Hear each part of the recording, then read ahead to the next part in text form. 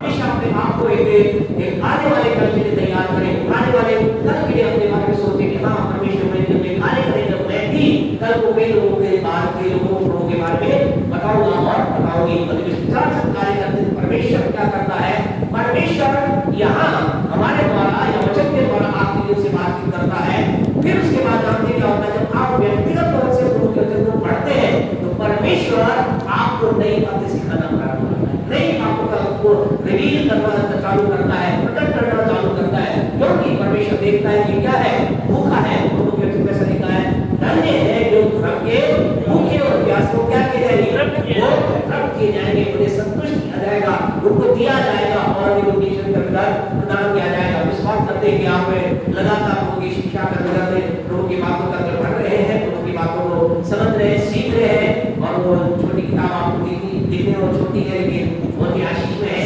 हम विश्वास करते हैं कि आपने उसे पढ़ी होगी, नहीं पढ़ी है तो आप पढ़े। बहुत सी अद्भुत बातें उसके अंदर है, आशीष की बातें उसके अंदर है, प्रभु की महिमा की बातें उसके अंदर है। ऐसे हम मसीह में हमें क्या मिला है, हमें उसके अंदर कुछ घोषणा की बातें अगर आप किसी को नहीं मिली है तो जाने से पहले है तो जाने से पहले आप लेके जाए, इंग्लिश हमारे पास है तो आप लेकर जाए, पढ़े, रोज पढ़े, जितना हो सके पढ़े, चलते फिरते पढ़े, बैठ के उठते पढ़े, ताकि आपके जीवन के अंदर परमेश्वर को आशीष को प्राप्त कर सके, प्रभु की दया को प्राप्त कर सके और जान ले कि आपको मसीह के द्वारा क्या प्राप्त हुआ है, मसीह में होने के कारण से आपको क्या मिला है। बहुत सी आशीषें आपको मसीह में होने के कारण से मिली है। तो हम इस बात को समझ करके आगे बढ़े। हम इन दिनों में विशेष बातचीत को देख रहे हैं, प्रभु के नंदगार बढ़ना या विश्वास में बढ़ना, परमेश्वर बढ़ना। और इसके लिए हम इस बात को देख रहे हैं कि जो कुछ प्रभु मुझसे बोलता है, आपसे बोला है, यस हाँ आपसे, आप में से प्रत्येक ने प्रभु ने कुछ ही बोला है। जब आप प्रभु के वचन को सुनते हैं, संदेश को सुनते हैं, भविष्यवाणी के द्वारा, स्वप्न के द्वारा, सपने के द्वारा, दर्शन के द्वारा, प्रभु ने आपके जीवन के लिए एक बात को बोला है।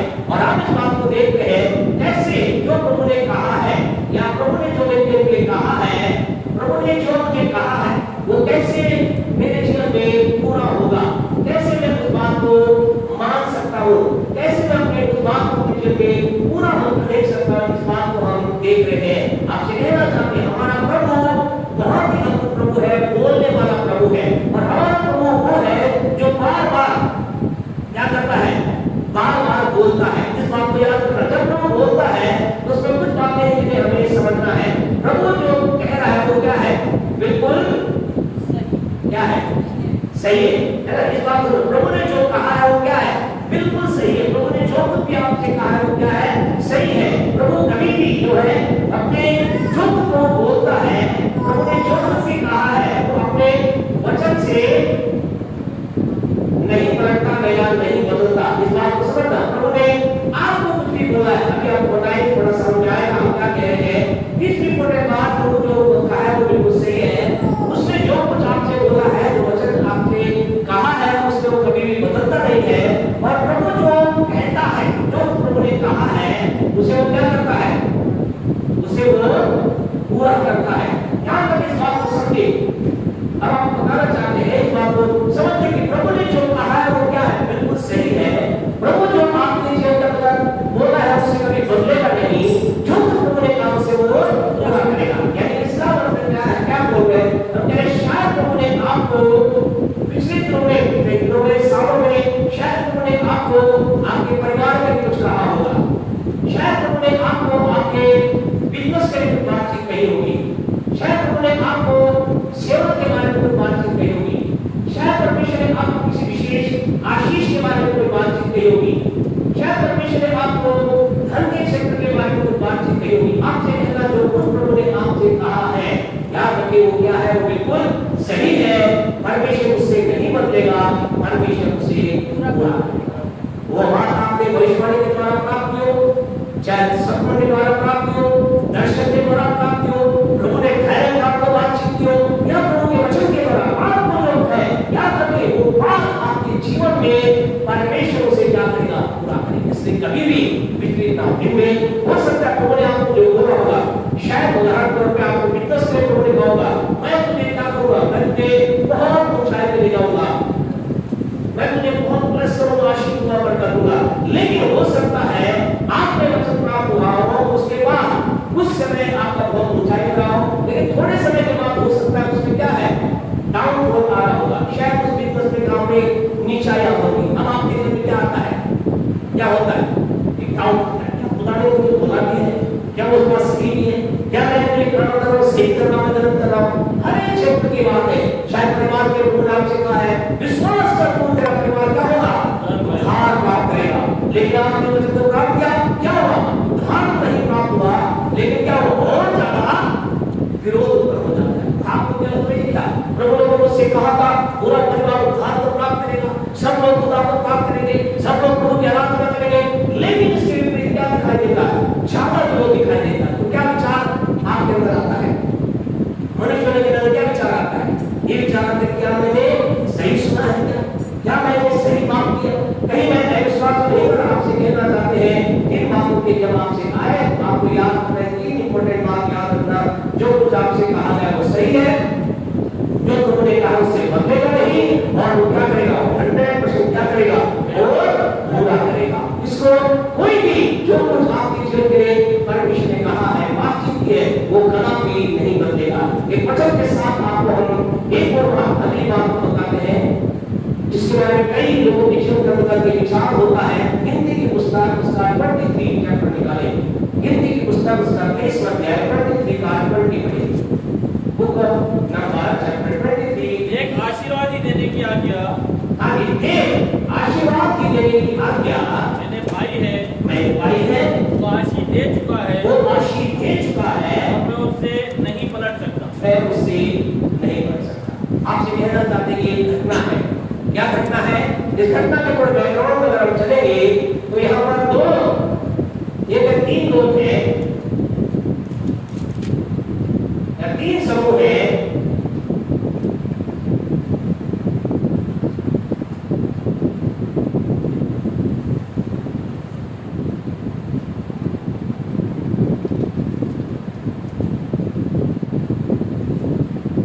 तो तीन समूह है।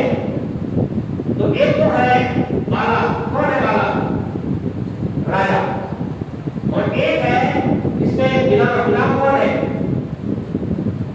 कौन है, भविष्यवक्ता, इसमें तो आपको बड़ा तो क्या भविष्यवक्ता है, और तीसरी में लोग बाबा याकूब है, परमेश्वर है या परमेश्वर के लोग हैं। और यहाँ पर क्या हो रहा है, यहाँ पर ये तो बाला नाम का राजा है, ये क्या कर रहा है, बिलाम नाम के भविष्यवक्ता को बुरा कर लाता है, और क्या कहता है, पढ़े 23 का 7 पढ़े, क्या लिखा है इसी का, गिनती 23 का 7। तब बिलाम ने हाँ जी, अपनी खुद बात आरंभ की, हाँ जी, वो कहने लगा, बालाक ने मुझे आराम से अर्थात मोआब के राजा ने हाँ जी, मुझे पूरब के पहाड़ों से बुलवा भेजा है, मेरे लिए याकूब को शाप दे, मेरे लिए याकूब को शाप दे। अब यहाँ पर ये राजा क्या बिलाम को बुलाकर क्या कह रहा है, ये कह रहा है कि याकूब को अर्थात परमेश्वर के लोगों को, परमेश्वर के लोगों को क्या दे, शाप दे।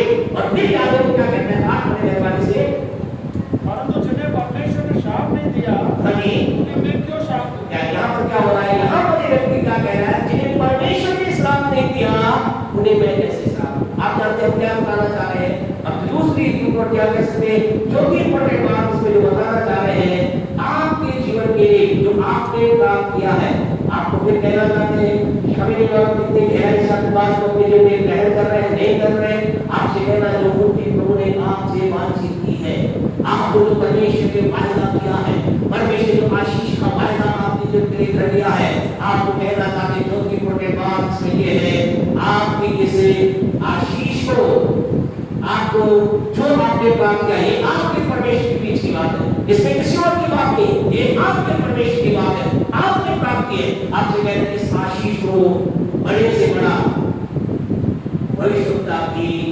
चेंज नहीं कर सकता। हालेलुया।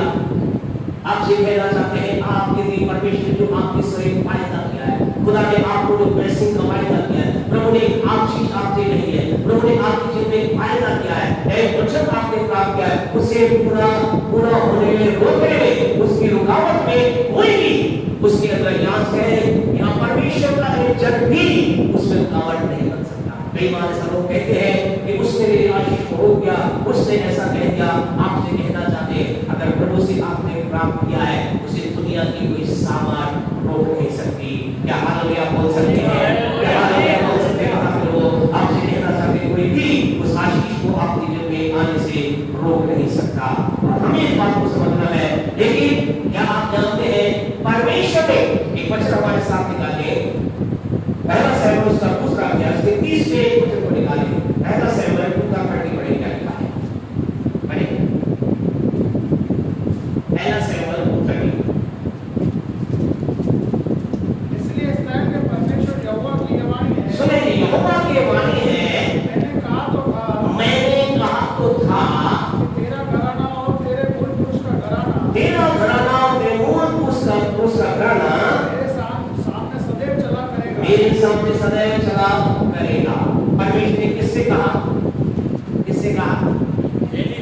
यानी किससे कहा? एली से कहा। एली एक पवित्रता है, प्रभु की सेवा करने वाला है, प्रभु की आवाज प्राप्त करने वाला है। उससे प्रभु ने क्या कहा? प्रभु ने कहा मैं कहता हूँ तू और तेरा घराना सदैव क्या रहेगा?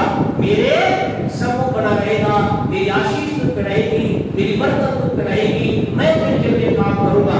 लेकिन प्रभु क्या कह रहा है? आगे बढ़े आगे। तो आप यहोवा की यह वाणी है। अब परमेश्वर की वाणी है, ये बात मुझसे दूर हो। ये बात मुझसे दूर। अब आप इसको बताइए, क्या परमेश्वर अपनी बात से पलट गया क्या? क्या कहते हैं आप लोग? आप लोग कह रहा है अब ये बात मुझसे दूर हो, यानी कि अब तेरे जीवन में ऐसा नहीं होगा। अब तेरा घराना क्या होगा? मेरे सम्मुख बना नहीं रहेगा। तो सवाल इस वचन के अनुसार सवाल, क्या परमेश्वर अपने वचन से पलट गया? नहीं पलटा या पलटा? नहीं पलटा। क्या कह रहा है परमेश्वर? अब तेरे जगह मैंने कहा था ऐसा होगा, नहीं। अब प्रभु क्या कह रहा है? अब प्रभु कह रहा है ऐसा नहीं होगा। अब प्रभु क्या कह रहा है? अब प्रभु कह रहा है कि अब तेरा घराना मेरे सामने नहीं रहेगा। आगे जब को पढ़ोगे तो आपको पता चलेगा प्रभु के वचन के अनुसार क्या हुआ। एक ही दिन में क्या हुआ? एली और एली के दोनों बच्चे मौत के अंदर चले गए। यानी कि परमेश्वर ने एक समय बात उनके दिल में पूरा नहीं हुआ। क्या परमेश्वर पलटा? आपसे कहना चाहते हैं नहीं पलटा। बिल्कुल सही आप बिल्कुल सही कहा, परमेश्वर नहीं पलटा। लेकिन कुछ ऐसा एली के जीवन में हुआ, एली ने कुछ ऐसा किया जिस कारण से उसके जीवन से क्या हुआ? परमेश्वर की बात पूरी होने से पूरी ना हो पाई। और आप कहना चाहते हैं हम भी उन्हीं बातों को देख रहे हैं। हम क्या देख रहे हैं? हम इसी बात को देख रहे हैं। ऐसे जो प्रभु ने उससे कहा है पूरा हो पाएगा। प्रभु ने जो वायदा किया है या कैसे प्रभु की बात को, प्रभु की आवाज को पूरी कर सुना। उसके अंतर्गत हमने दो बातों को देखा था। नंबर 1, अगर हम चाहते हैं परमेश्वर ने जो कहा है वो मेरे लिए पूरा हो जाए तो हमें क्या करना पड़ेगा? हमें जो प्रभु ने दिया है, जो हमें प्रभु ने वचन दिया है, वचन में कुछ भी हो सकता है, डॉक्टर हो सकता है, दर्शन हो सकता है, कोई बढ़ोतरी की बात हो सकती है, कोई उन्नति की बात हो सकती है, कोई भी बात आपके जीवन में हो सकती है। जो प्रभु ने आपको वचन घोषणा की उसे क्या करना है? उसे आपको उन्हें सुरक्षा देना है। दूसरी बात हमें क्या करना है? हमें लगातार अपने हृदय क्या करना है? हृदय की कठोरता से बचना है। हृदय को कठोर नहीं होने देना है। ये बातें हमारे जीवन में क्या करेंगी? परमेश्वर के वचन पूरा होने में रुकावट बनेगी। आज हम तीसरी बात को हम देखेंगे। नए पन्ने से हमारे सामने निकाले मरकुस की पत्री उसका 4था अध्याय, मरकुस सुसमाचार, मरकुस सुसमाचार उसका 4था अध्याय, उसकी 18 वर्ष को पढ़े, 18 पढ़े, तीसरी बात को हम देखेंगे। हाँ जी, मरकुस 4:18। हाँ जी, जो झाड़े में बोए गए थे ये वे हैं जिन्होंने वचन सुना। एक कौन है? वो है जिन्होंने वचन सुना। दूसरे शब्दों में ये वो है जिन्होंने प्रभु की बात को प्राप्त किया, प्रभु के दर्शन को प्राप्त किया, प्रभु की प्रतिज्ञा को प्राप्त किया, प्रभु के वायदे को प्राप्त किया। ये वो है, लेकिन इनके जीवन के अंदर बात पूरी नहीं हो पाई। इनके जीवन में बात पूरी नहीं हो पाई। हम इस बात को देखेंगे क्या कारण था और हमें इन बातों से बचना है। आगे बढ़े, आगे से और संसार की चिंता क्या कारण था उसमें? 3 भाग में इसको बांटा गया है। नंबर 1 पहला है संसार की। आपसे कहना चाहते हैं हमें इस बात को हमारे जीवन में अगर हम तो प्रभु हमारे जीवन पूरा होता देखना चाहते हैं, प्रभु की वाणी को, प्रभु की बात को हमें क्या करना पड़ेगा? संसार की चिंता को अपने जीवन से निकालना पड़ेगा। संसार की चिंता करने वाला व्यक्ति, स्त्री, पुरुष, भाई, बहन, छोटा, बड़ा, कभी अपने जीवन में परमेश्वर की बात को पूरी होते हुए नहीं देख पाएगा। इसलिए आपको मुझे संसार की चिंता से बचना है। संसार की चिंता को या दूसरे शब्दों में अपने जीवन से संसार को निकालना है, संसार की बातों को निकालना है, संसार की चीजों को निकालना है। ये संसार की चिंता बहुत खतरनाक है। ये संसार की चिंता क्या करेगी? एक व्यक्ति के दर्शन को मार देगी, उसके स्वप्न को खत्म कर देगी, उसके जीवन के आशीष को खत्म कर देगी, प्रभु की योजना को खत्म कर देगी, परमेश्वर की प्रतिज्ञा खत्म कर देगी। इसलिए सदा इस बात से बचे, अपने आप में रोज करने का करके कहे मेरे जीवन में संसार की चिंता नहीं, मैं संसार की किसी बात से चिंता नहीं करता। अब हम एक बात को समझना है, संसार की चिंता का मतलब क्या है? बताइए क्या सोचते हैं? संसार की चिंता का मतलब जैसे बोले, आप कुछ बोले सही बोलेंगे। संसार की चिंता का मतलब काकाशी, संसार की चिंता का मतलब परिवार से अधिक प्रेम करना, बिल्कुल ठीक है और सही है, बिल्कुल ठीक है। यानी संसार के लोग हैं वो संसार परिवार से अधिक प्रेम करना और बोले और क्या सोचते हैं?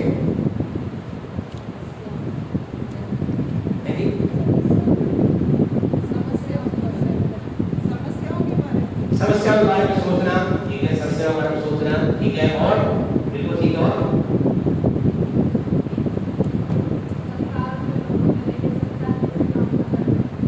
संसार जैसे काम ना करना, संसार की चिंता, ठीक है। तो संसार की चिंता जो है बिल्कुल सही है, ये सारी संसार की चिंता है, तो दूसरी बातों को सोचना, विचारना। लेकिन हमें इस बात को और अधिक स्पष्ट होकर के करना है। अगर हम देखें ये सारा संसार किसके वश में है? किसके वश में है? बच्चे हमारे साथ निकाले। पहला यूहन्ना 5:19 पढ़िए। 1 जॉन चैप्टर 5 वर्स 19। हम जानते हैं कि हम परमेश्वर से हैं। हम किससे हैं? परमेश्वर से। आप किससे हैं? परमेश्वर से। आप किससे? हम सब किससे हैं? परमेश्वर से हैं। और सारा संसार उस दुष्ट के वश में पड़ा है। दुष्ट के वश में पड़ा है। किसमें पड़ा है? दुष्ट के वश में। इसका मतलब संसार की चिंता करने का मतलब है संसार में बजाय जिसके संसार का अधिकार है, किसका अधिकार है? किसने अपने वश में करा है? दुष्ट मतलब शैतान ने। आपसे कहना था कि इसका और क्लियर अर्थ जब संसार की चिंता के बारे में बात करते हैं तो इसका और स्पष्ट शब्द होता है क्या करना? संसार की चिंता का मतलब और स्पष्ट है शैतान की चिंता करना। चिंता करते क्या? आज मैं ना कह नहीं, लेकिन आपसे कहे संसार में बहुत से लोग प्रभु के होने के बावजूद भी किसकी चिंता में है? शैतान की चिंता का मतलब कहीं शैतान मुझ पे हमला ना कर दे, मेरे परिवार को हमला ना कर दे, मेरी चीजों को ना बिगाड़ दे, कहीं मेरे काम को ना बिगाड़ दे, कहीं ऐसा ना कर दे। अगर मैंने ऐसा किया तो शैतान ये ना करे। आपसे कहे आज लोग आपसे कहना चाहते हैं परसेंटेज लोग, ये नहीं कह सकते कितनी परसेंटेज, लेकिन अनुपात में कहें परसेंटेज लोग आज क्या कर रहे हैं? शैतान की चिंता कर रहे हैं। शैतान ऐसा ना कर दे, शैतान इस तरह ना कर दे, शैतान मेरे बच्चों को ना पकड़ ले, शैतान मेरे परिवार को ना पकड़ ले, शैतान मेरे बिजनेस को हानि ना पहुंचा दे, शैतान मेरे परिवार को हानि ना पहुंचा दे, शैतान ऐसा ना कर दे। आज आपसे कहना चाहते हैं बहुत से लोग में ये शैतान के दुष्ट के बस में यानी इसकी चिंता में हुए। आपसे कहना चाहते हैं आपको मुझे आप कहें मसला फिर हमें करना क्या है? हाँ, अभी तो आप मना कर रहे अंदर आप में कुछ लोग कह रहे बिल्कुल सही है, हमें एक बार यही डर रहता है, यही डर सताता है। हाँ, मैं शैतान ऐसा ना कर दे। हम कहे हृदय गहराई से हम इस आपकी हृदय की आवाज सुन पा रहे, कुछ आवाज को सुन पा रहे, आप इसको सुनिए दे रहे हैं, ऐसा आप बिल्कुल सही कह रहे हो। कई बार डर लगता है, ऐसा लगता है शैतान ऐसा ना कर दे, ऐसा ना कर दे। अब हम करें क्या? आपको सिंपल सी बात है, आपको करना ये है, आपको ये जानना है कि आपके पास क्या है? आपके पास अधिकार है। लूका 10:19 को अगर आप पढ़ोगे, लूका के सुसमाचार उसका 10वां अध्याय है, हमारे समाज साथ निकाले, और उसके 19वें वचन को अगर आप पढ़ोगे, लूका 10 उसका 19 में यीशु मसीह कह रहा है, देखो, क्या कह रहे हैं यीशु मसीह? देखो, देखो, हाँ जी, देखो मैंने सांपों और बिच्छुओं को रोकने का और शत्रु की सारे सामान पर अधिकार दूंगा। दिया है। क्या कहता प्रभु? दिया है। आपसे कहना चाहते हैं, आपके पास सारे किसके ऊपर? सांपों और बिच्छुओं पर। सांप और बिच्छू किसको दिखाते हैं? शैतान और दुष्ट आत्मा की ताकत को। दुष्ट आत्मा की ताकत, शैतान के सामने क्या है? सांप और बिच्छू है। क्या है? आपके पास इन सब के ऊपर क्या है? या इनका आप पर है, इनका आप पर है, आपका ऊपर है, हमारा ऊपर है। इसका मतलब क्या है? वो आपके पांव के नीचे है। आपके पास ये अधिकार है। इसलिए संसार की चिंता न करें, शैतान की चिंता न करें, दुष्ट शैतान आपको छू भी नहीं सकता, क्योंकि आपके पास उसके ऊपर क्या है? अधिकार है। लेकिन कई बार व्यक्ति को ये मालूम है कि उसका अधिकार है, सारी शक्तियों के साथ अधिकार है, और आगे और किसी वस्तु से आपसे कहना चाहते हैं, कोई भी चीज आपको हानि नहीं पहुंचा सकती। आपके दर्शन को, आपके स्वप्न को, आपके जीवन के लिए जो प्रभु ने डाला है, उस चीज को कोई भी ताकत नष्ट नहीं कर सकती है। हालेलुया। आप प्रेज़ द लॉर्ड कह सकते हैं, हालेलुया कह सकते हैं। आपसे कहना खुदा ने आपको जो कुछ कहा है, आपसे कहना चाहते हैं, आप कुछ लोग जीवन के अंदर दबी अवस्था में है, तो इसलिए क्योंकि इसे नहीं मालूम, नहीं समझ पा रहे कि आपको जो खुदा ने कहा है वो पूरा होगा, वो पूरा ही होगा, उसको कोई रोक नहीं सकेगा। आपको मुझे संसार की चिंता से बाहर आना है, अपने अधिकार का प्रयोग करना है। हाँ जी, आगे मरकुस 4:19 में आगे पढ़े क्या लिखा है? और धन का ये चीज क्या करती है? एक व्यक्ति को क्या करती है? ध्यान से सुनिए, बहुत इंपॉर्टेंट बात आप बताने जा रहे हैं, शायद आपने कभी ना सुनी होगी। धन का धोखा। आपको कहना चाहते हैं, इस धन के बारे में बात समझिए। धन बुरा है, नहीं है, धन बुरा नहीं है। ध्यान रखना इस बात को, धन बुरा नहीं है। धनी होना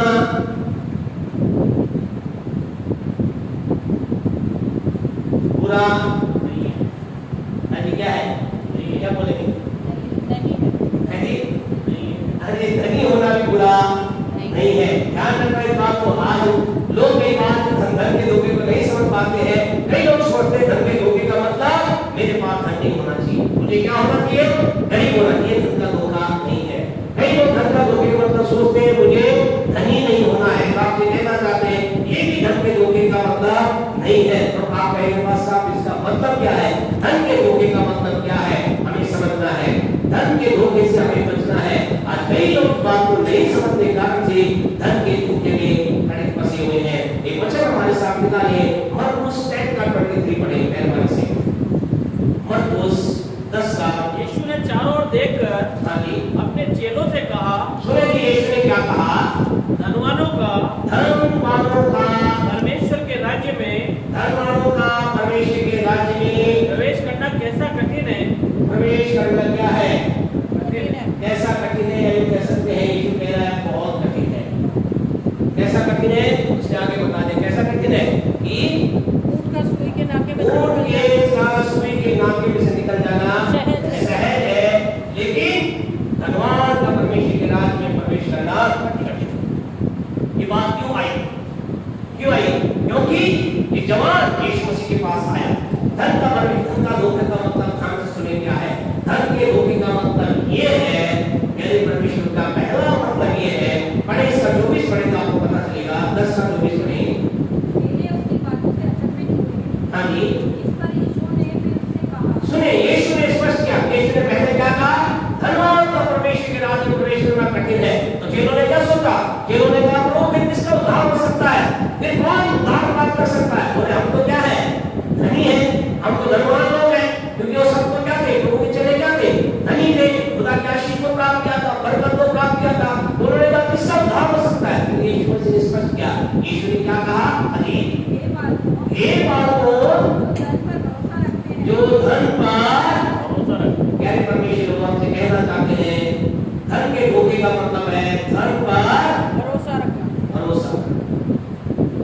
यानी कि धन पर भरोसा रखने का मतलब, धन पर भरोसा रखने का मतलब प्यारे परमेश्वर लोगों, आज कई लोग तो भरोसा क्या है, धन पर है। धन पर धोखे का मतलब है धन पर भरोसा रखना। मेरे लिए धन इंपॉर्टेंट है, मेरे लिए पैसा इंपॉर्टेंट है। और जब चुनाव का समय, अगर इसी वचन को ऊपर आप पढ़ोगे तो क्या हुआ था, ये घटना में क्या हुआ था, एक कौन दौड़ गया यीशु मसीह पास, एक जवान यीशु मसीह पास दौड़ गया और उसने क्या कहा, उसने कहा हे प्रभु मैं अनंत जीवन का वाद सोने के लिए क्या करूं। यीशु ने क्या कहा, यीशु ने कहा आज्ञाओं को मान। उसने क्या कहा, बचपन से मानता रहा, सारी बातों को मानता रहा। यीशु ने फिर क्या कहा, यीशु मसीह ने क्या कहा, एक बात की तेरे अंदर क्या है, बड़े किस वचन को पढ़े, यीशु ने उस पर दृष्टि करके, मरकुस 10:21 पढ़ रहे हैं। यीशु ने उस पर दृष्टि करके उससे प्रेम किया और उससे कहा तुझ में एक बात की गति है, एक बात की गति भाई, जहाँ जो कुछ तेरा है इसे बेचकर कंगालों को दे दे वह दिल से बेचकर कंगालों को दे दे और तुझे स्वर्ग में धन मिलेगा, और मुझे स्वर्ग में धन मिलेगा। और आकर मेरे पीछे हो ले। मेरे पीछे हो ले। इस बात से उसके चेहरे पर उदासी छा गई। उसके चेहरे पर उदासी छा गई। मेरे परमेश्वर क्या हुआ, धन के धोखे का मतलब है पहला अपने धन पर भरोसा रखना। अर्थात इस जीवन के अंतर्गत जब चुनाव क्या हुआ, यीशु मसीह ने कहा कि क्या कर सारे धन को बेच दो मेरे पीछे बोले, तो उसने क्या किया, उसने क्या किया, उसने धन का चुनाव किया परमेश्वर का। धन के धोखे का मतलब ये है उसने क्या किया, परमेश्वर पर नहीं धन पर भरोसा किया। धन पर भरोसा करने का मतलब धन पर भरोसा किया। अर्थात चुनाव के समय आज आपके सामने चुनाव आता है, आप किसको चुनते हैं। याद रखिए इस वचन में बहुत गहराई है। हर एक चीज में अवसर आता है, हर बार हमारे में अवसर आता है। जब एक चुनाव का समय आता है, एक चुनने का समय आता है, एक तरफ धन की बातें हैं, एक तरफ परमेश्वर की बातें हैं। हम किसका चुनाव करते हैं, आपसे कहना चाहते हैं अगर हम उस समय में परमेश्वर का चुनाव करते हैं इसका मतलब हम धन के धोखे से बच गए। लेकिन उस समय व्यक्ति धन का चुनाव करते इसका मतलब क्या है, धन के धोखे में फंस गए। आज कई लोग यही करते हैं, आज कई लोग की जिंदगी है वो धन का चुनाव करते हैं। दूसरा धन के धोखे का पहला मतलब धन पर भरोसा करना। दूसरा मतलब क्या है, बड़े प्रेरितों का 8 का निकाले, प्रेरितों का 8 का है उसके 18-19 को पढ़े। बहुत ही इंपॉर्टेंट बात है यहाँ। हाँ जी